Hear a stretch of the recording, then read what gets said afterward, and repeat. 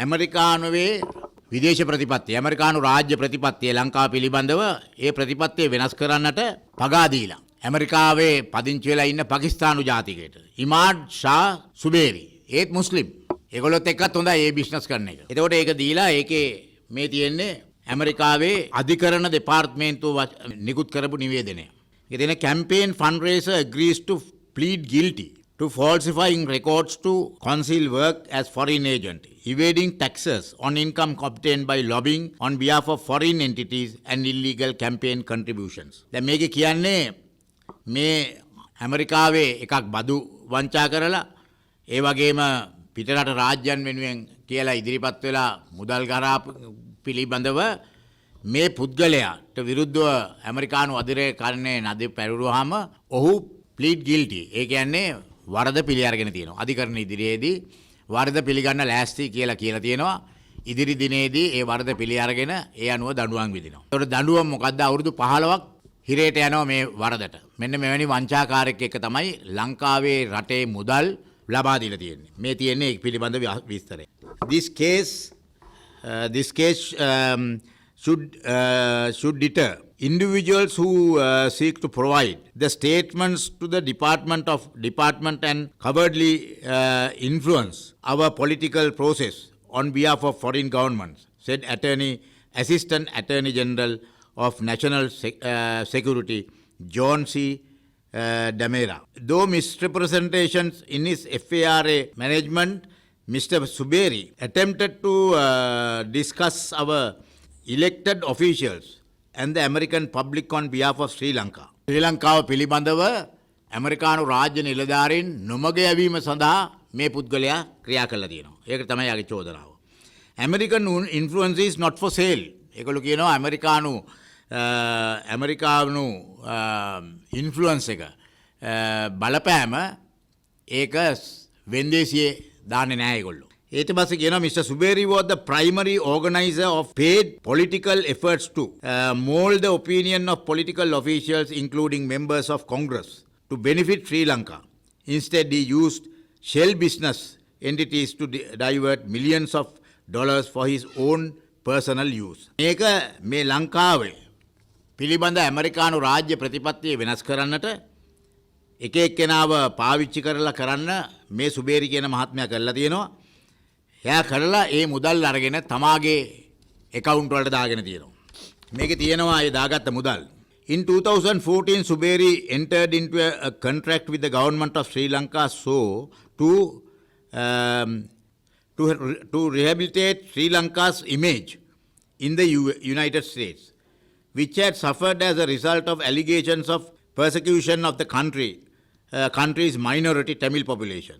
Subari promised to make substantial expenditures on lobbying efforts, legal expenses and media buys, which prompted Sri Lanka to agree to pay Suberi a total of $8.5 million over the course of 6 months in 2014.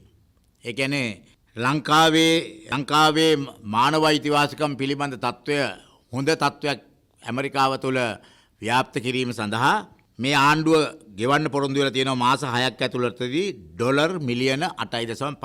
ඒ කියන්නේ රුපියල් ලංකාවේ සල්ලි වලින් රුපියල් මිලියන 1700ක්. කෝටි 170ක් සල්ලි. According to court documents, days after Sri Lanka made an initial payment of $3.5 million, Suberi transferred $1.6 million into his personal brokerage accounts and used another $1.5 million to purchase real estate. ලංකාව මේකේ මුල්ම ඩොලර් මිලියන 3.5 දීලා තියෙනවා. Dollar මිලියන 3.5 කියන්නේ ලංකාවේ සල්ලි වලින් මිලියන 700ක්. මිලියන 700ක මුදලක් ලබා දුන්නාම මොකද කරේ ඒක? එයා ඒ මුළු මුදලම පාවිච්චි කරේ කොටසක් පාවිච්චි කරා ඉඩකඩම් ගන්න. ඉතුරු කොටස එයා accounts වලට දාගත්තා. The information alleges that Sri Lanka wired a total of 6.5 million pursuant to the contract, and Suberi directed more than 5.65 million of that money to the benefit of himself and his spouse. Suberian paid less than $850,000 to lobbies. මේ කියන්නේ ලංකාව මේ 8 මිලියන dollar මිලියන 8මාරෙන් dollar මිලියන 6මාරක්ම ගෙව්වා. ඒ 6මාරෙන් dollar මිලියන 5.6යි Park. ඒ කියන්නේ ලංකාවේ සල්ලි වලින් රුපියල් මිලියන 1300ක් යවුවාම මිලියන 1300 මිලියන 1130ක්ම තමන්ගේ සහ තමන්ගේ භාර්යාවගේ account වලට දාගත්තා. ඉතුරු රුපියල් මිලියන 170 තමයි එයා වියදම් කරලා තියෙන්නේ ලංකාවේ මූණත් ආඩුව පිරිසිදු කරන්නට. In relation to FARA charges on the information, Suberi agreed to plead guilty in submitting false regulatory statements in which he concealed his direction of the Sri Lanka lobbying, that as well as the influence and as well as the millions of dollars that he received. දැන් මේ විදියට ඇත්තටම මේක in addition to the tax charges in the information, Suberi agreed to plead guilty to one count of tax recession for taking into report to his 2014 tax return millions of dollars. දැන් මේ විදියට ඇත්තටම ලංකාවේ සල්ලි dollar මිලියන ඒ කියන්නේ ලංකාවේ මිලියන 8මාරක්. ඒ කියන්නේ ඩොලර් රුපියල් මිලියන 1700ක් මුදලක්. ඒකෙන් රුපියල් මිලියන 1300ක් අපිට වාර්තා තියෙනවා සල්ලි යවලා තියෙනවා ලංකාවේ. ලංකාවේ ගිහිලා තියෙන්නේ අන්ත හොරෙකුට.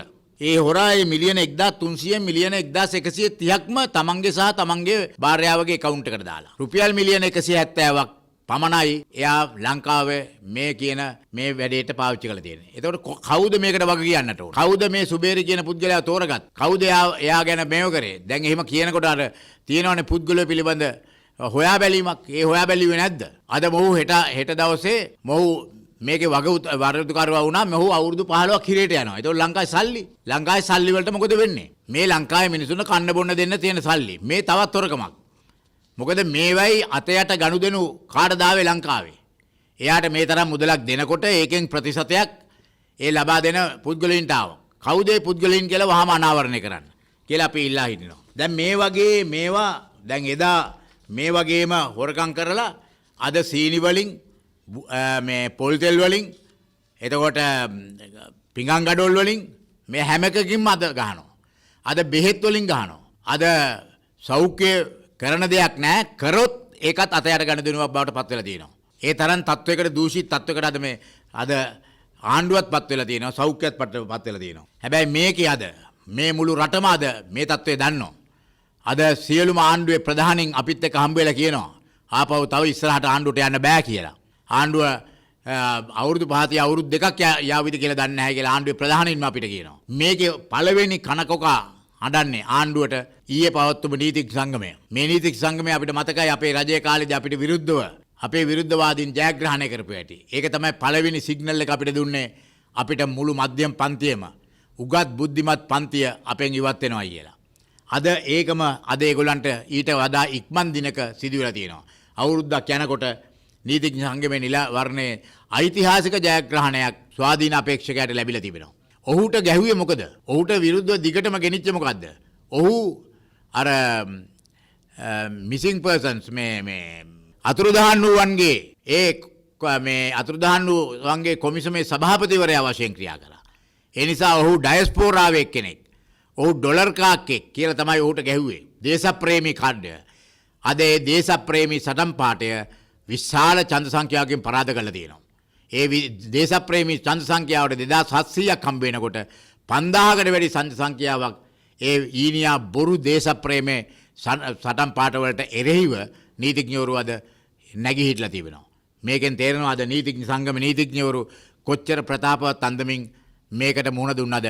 ඔවුන් මුදල් වියදම් කරා, කෝටි ගාණක් මුදල් වියදම් කරා, මඩ ප්‍රචාර වියදම් කරා, සමාජ මාධ්‍ය අයිතිකාරයන්ව අරගෙන ඒගොල්ලන් ලව්ව කරා.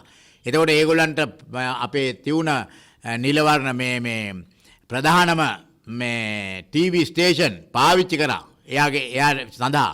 එතකොට රජයේ රාජපක්ෂ පවුලම බැහැලා වැඩ කරා මෙයාගේ ජයග්‍රහණය කරන්න ඒ අනිත් අපේක්ෂකයව. ඒ ඔක්කොම පරාද කරමින් නීතිඥවරු විශාල ජයග්‍රහණයක් ඉතිහාසයේ වැඩිම ඡන්ද සංඛ්‍යාව මේ අපේක්ෂකයාට රාජපක්ෂවරුන්ට විරුද්ධව හිටපු අපේක්ෂකයාට රජයට එරෙහිව රජයේ ප්‍රතිපත්ති වලට එරෙහිව වූ ඒ අපේක්ෂකයාට ලබා දීලා තියෙනවා. අපි ඒ නිසා අපි ස්තුතිවන්ත වෙනවා නීතිඥවරුන්ට. ඉදිරියේදී ඒ නීතිඥවරුන්ට ඔය වගේම පෙරමුණ ගන්න මේ රටේ ප්‍රජාතන්ත්‍රවාදය, මේ රටේ මිනිස්සුන්ගේ නිදහස, අයිතිය සහ මේ දූෂණ විරෝධී රජය ඉක්මන්ම දිනක පළවා හැරීම සඳහා එක්සත් වෙන්නේ කියලා ඉල්ලනවා. බොහොම ස්තුතියි. The News Reporter වාරණයෙන් තොර අපක්ෂපාතී වාර්තාකරණය.